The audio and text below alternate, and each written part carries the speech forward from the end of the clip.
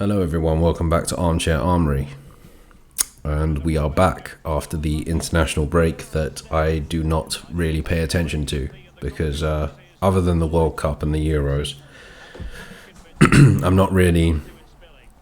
I used to be quite into the England internationals and the friendlies and stuff like that, but then over the last few years, like when England have been qualifying, they've normally been head and shoulders above even like their biggest rivals in the group. So I think that they drew 1-1 with Poland on Wednesday night. So yeah, even there they didn't lose at least, and I kind of expect them to qualify for the World Cup in Qatar for next year. But yeah, we're back again with another Armchair Armory, another preview for a Premier League game taking place on Saturday at 3 o'clock at the Emirates Stadium, and we are playing Norwich City. And I never thought I'd be saying this, but a game against Norwich City is actually now probably our biggest game of the season so far. So obviously the last result in the Premier League for Arsenal was a 5-0 drubbing by Manchester City, and almost, I don't think there's any other way to describe it other than pathetic performance against Manchester City.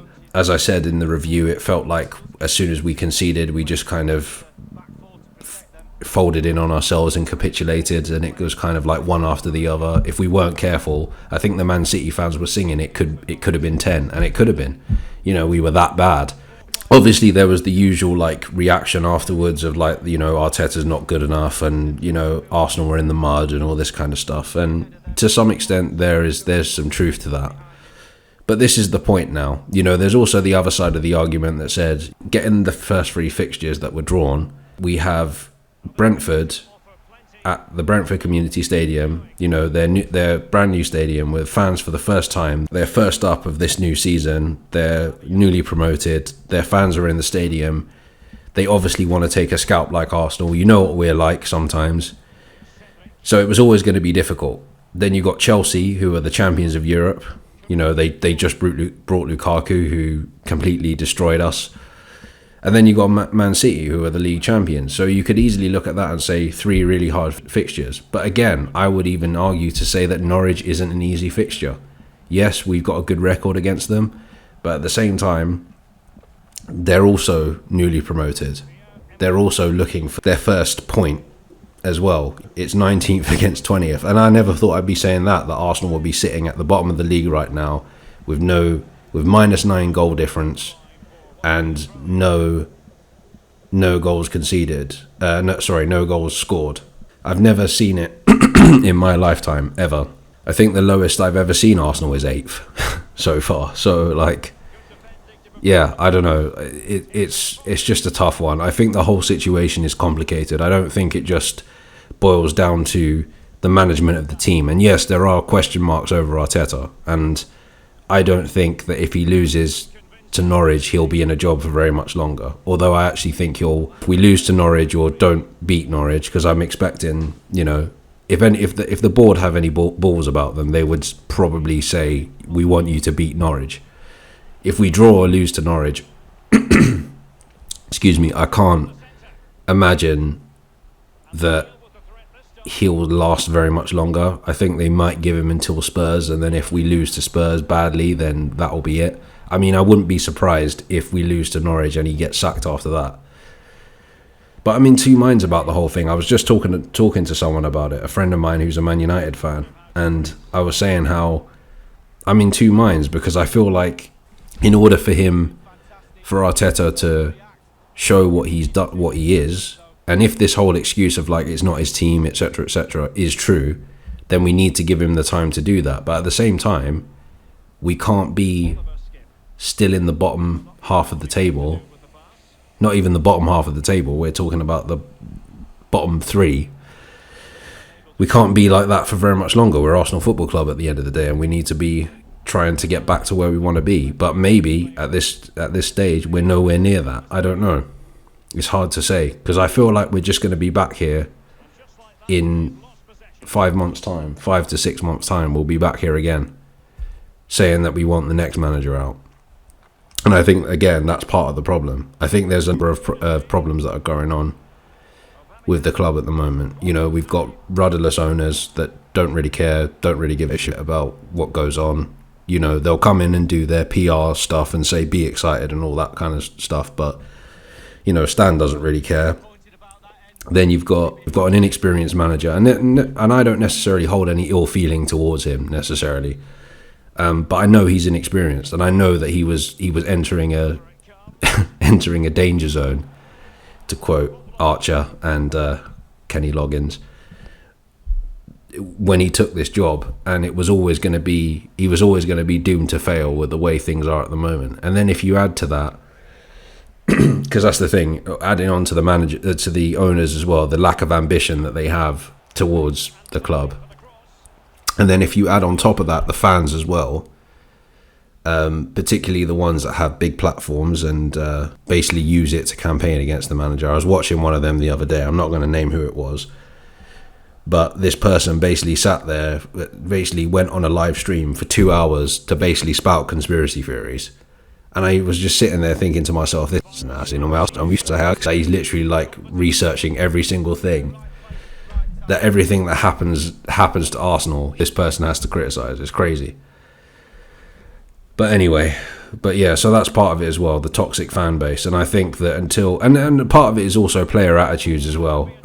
You know, I don't think that it's fully Arteta's fault that we go 1-0 down to Man City and then the players just decide they don't want to play anymore. That isn't Arteta. I can't imagine that someone like Mikel Arteta would have said, oh, if you concede, then abandon the plan completely. Abandon the game plan. That just doesn't sit well with me, regardless of if he's an inexperienced coach or not. That doesn't seem like something that would happen in the real world.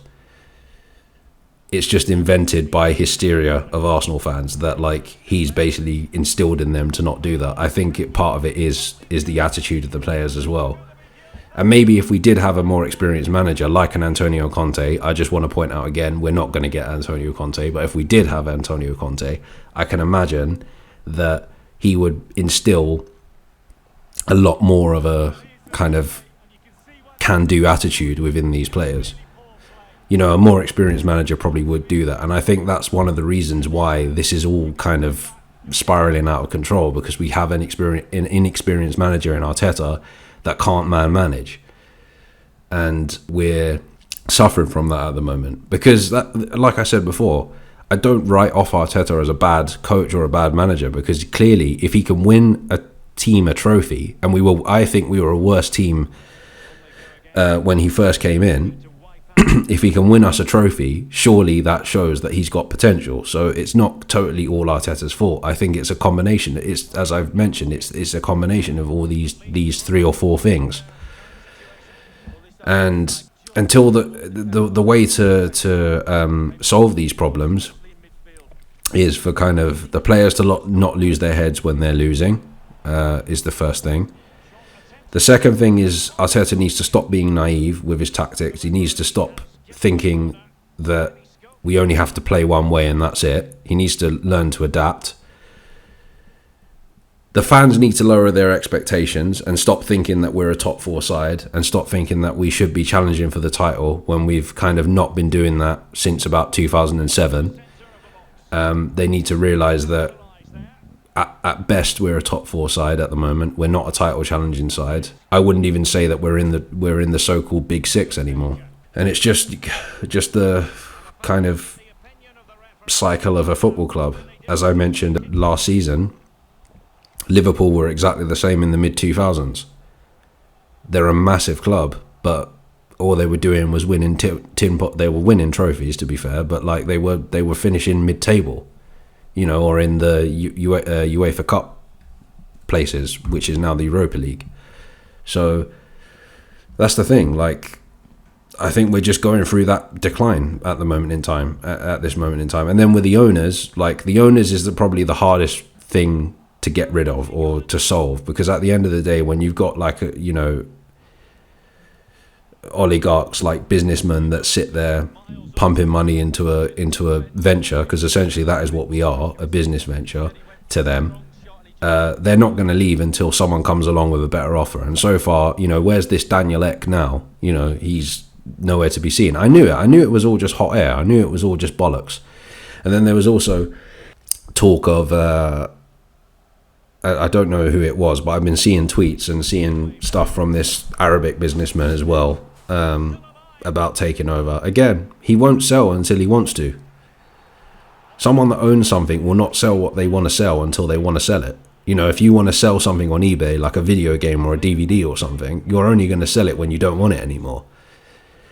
And while it's bringing in money and it's doing well for him, he's not going to give it up. You know, there's rumours about him being in a lot of debt over building the stadium for the LA Rams and that kind of thing.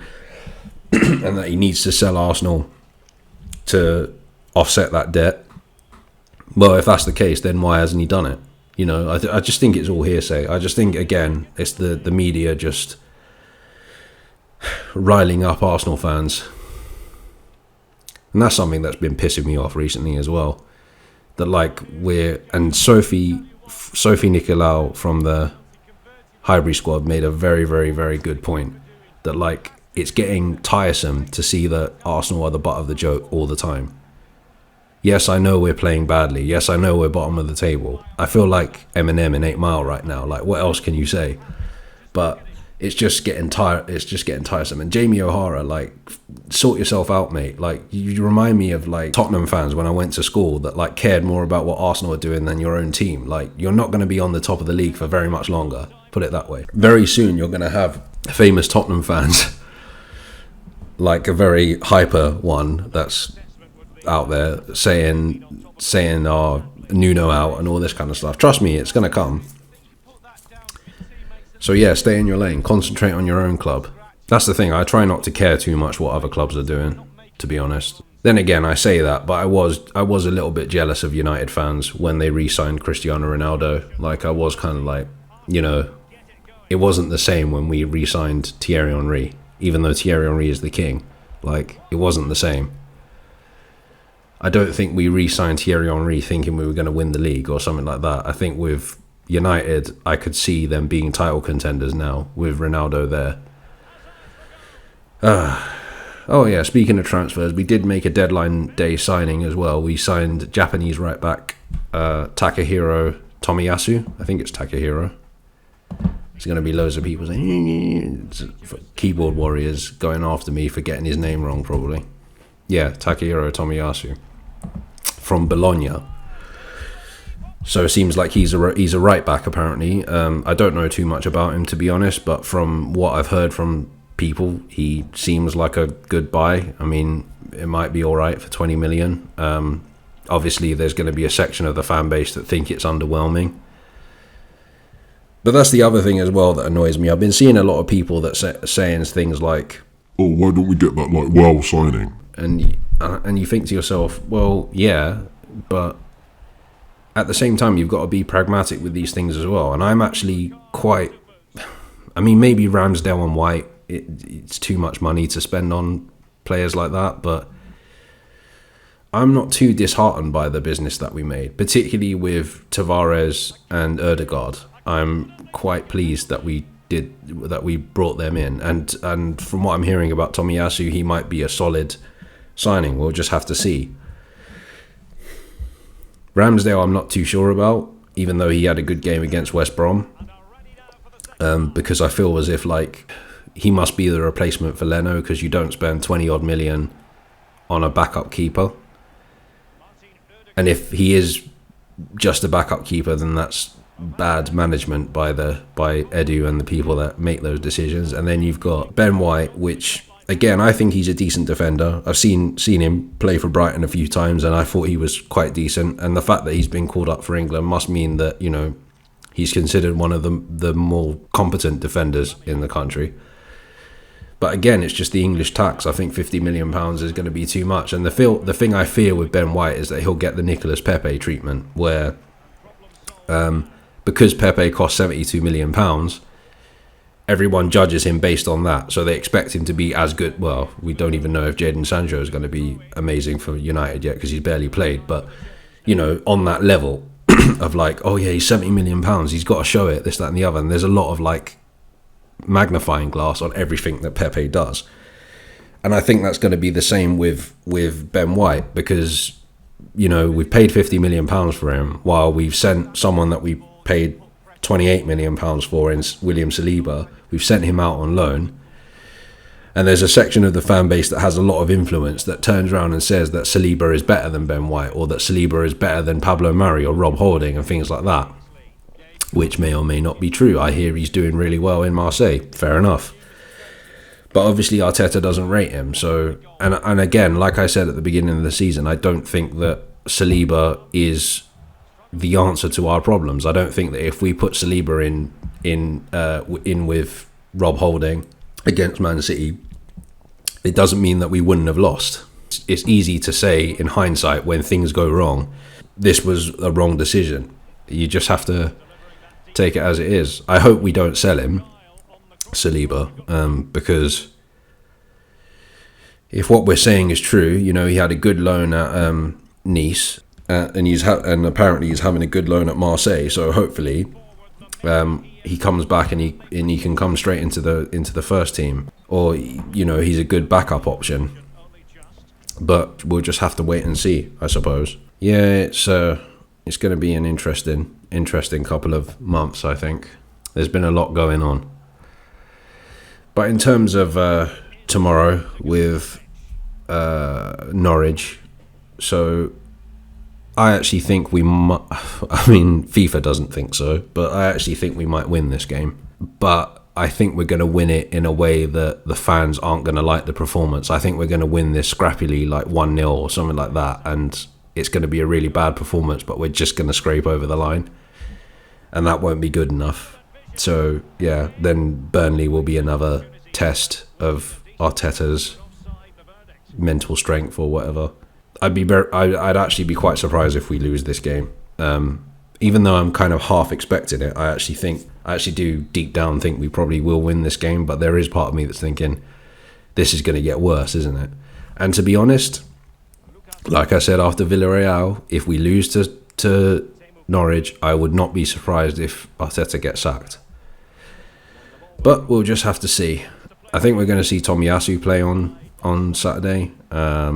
I didn't play him in the video you're watching now, but we'll have to see what happens. I think it will be pretty much the same lineup that we saw against City, apart from the centre of midfield will probably be Sambi and Partey, because I think Partey's fit now, and I think the centre-back pairing will be Gabriel and Ben White. But other than that, everyone will be the same. So it will probably be Leno in goal. Right back will be Tomiyasu. Then we'll have Gabriel and Ben White at centre back. Left back Tierney. Centre midfield partnership of Sambi Lokonga and Partey. And then on the wings we'll probably have Smith Rowe and Saka. And then Odegaard in the number 10 role and Aubameyang up front. That's probably what it's going to be. Which is a shame, because I'd like to see Pepe play on that left hand side. He did all right last season there, actually. So yeah, we'll just have to wait and see. But yeah, I do think we're going to win it, but I think it's going to be another bad performance and we'll just about get over the line. We'll just have to wait and see. I don't know if I'm going to be able to do a proper review of that though, because I'm struck because it's not on TV. So I might have to do something that people don't normally do, which is review based on the radio or something like that. We'll have to see. But yeah, I'm predicting a 1-0 win for Arsenal, and we'll just have to see what happens. Hopefully I'll be back again after the game for the review, but until then, take care and stay safe. Can he get one back? And the goalkeeper covered a lot of ground to push that away from danger. Teemu Pukki. Well, let's make no bones about it. This is a thorough thrashing, Lee. Well, I was marking that performance for Arsenal out of 10. Opportunity here. Well, he's given a corner, the referee.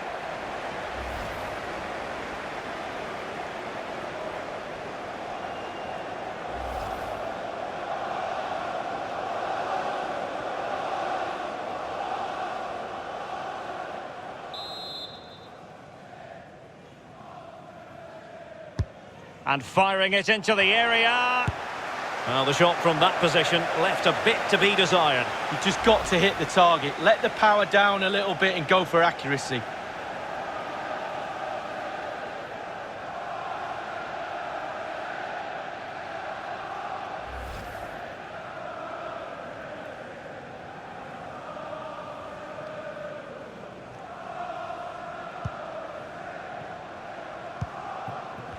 Arsenal have given it away.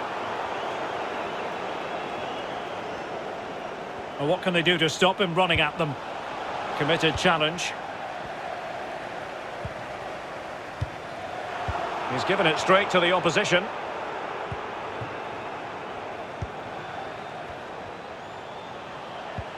It's a good-looking ball in behind. Just couldn't capitalise there.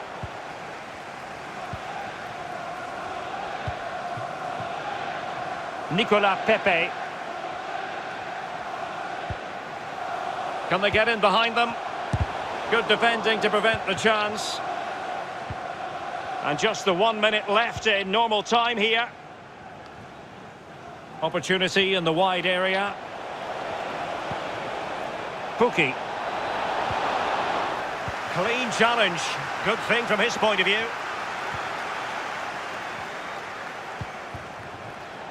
Well, he'll be irked with himself. Ran into an offside position.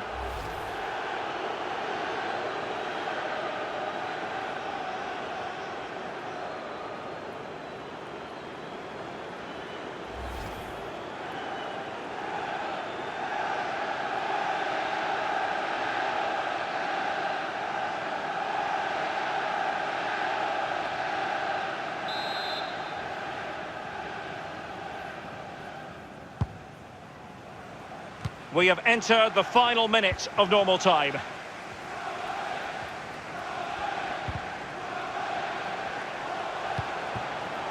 He's in behind.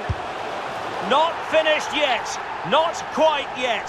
Still excitement left in the game.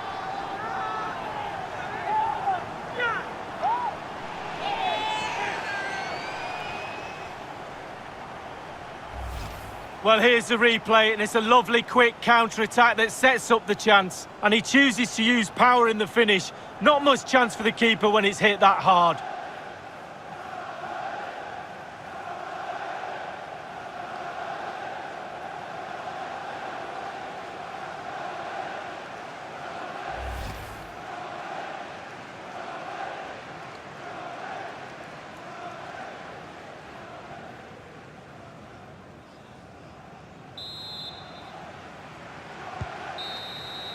So the final whistle now, and disappointment for Arsenal, you've got to say. A defeat for them. Lee, your assessment? Well, nobody likes losing, Derek, but when it's such fine margins, it makes it hard to take. Still some positives, though, and they will regroup and surely go again. In the final analysis, a really positive performance from this man, Lee. Well, a really good performance from the lad today. He was pretty much involved in everything, and he never really looked like missing his penalty, did he?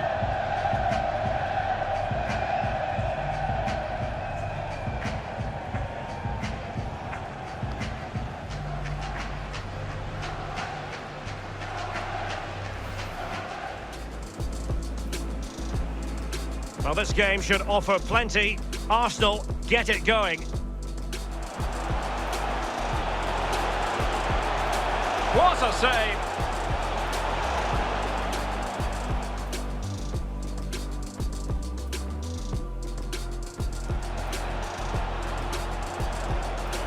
Has eyes for goal. Reflex action par excellence from Bernd Leno.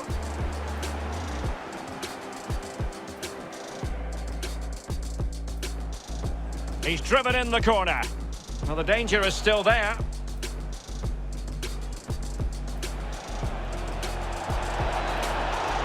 Oh, can you believe what we've just seen? I think we're going to be viewing that goal time and time again.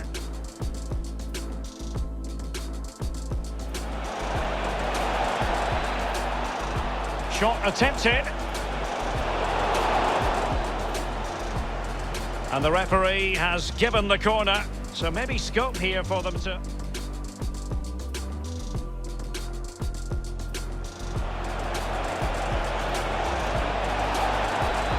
A clear penalty and a yellow card to boot.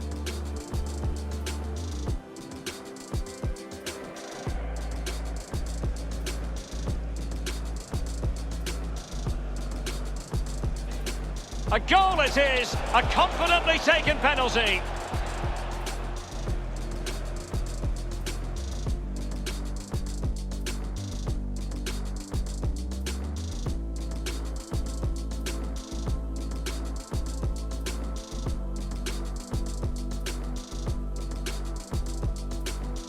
And firing it into the area.